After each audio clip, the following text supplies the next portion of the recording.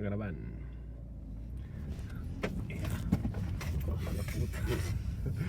Sí. Que le cogió la bronquitis porque ella fumaba mucho. Ella de fumar y fumaba todo tipo de tronchos, todo. Todo.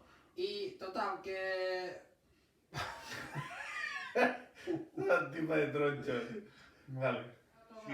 Oye, Antonia, la panda, ¿cómo ha dicho que se llamaba? De la pana. De la pana. Ella era Antonia y luego, como ya nació, me pusieron Antonieta porque era más pequeña. Vale, Sí. ya está, lo he entendido. Sí. ¡Ay, Oh, Antonia de la pana! su madre también se llamaba Antonia. Sí, todos vienen Antonio. Todos. Mi abuelo también, Vicente, Vicentito, Vicentón, Vicenturi. Sí, Vicenturio. Es el pasado de los romanos, nosotros venimos de los romanos. ¡Uy! ¡Qué gracia le hace! ¡Mírala a ella! Los romanos siempre no le he hecho gracia. Ya. Cállese y déjeme. Sí. Antonia de la Pana. De la Pana. No era de la Pana, era de aquí, Antonia de la Pana. No, de la Pana no, es de No, la Pana. De la Pana. ¿Y qué es el guido que No estoy he yo? entendido de la Pana. Usted que tiene... Aguanta, maricón, aguanta. Aguanta. Es que tú portas el café y por de ya, pero yo no puedo. Espérate, vale. Pero va. Espérate.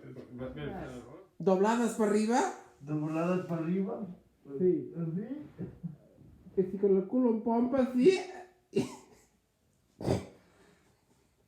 ¿Es así? Así, Vale. así. Bueno. Nos encontramos así, pobrete. Uy, qué lástima la mujer. ¿Qué comunica No, ahora?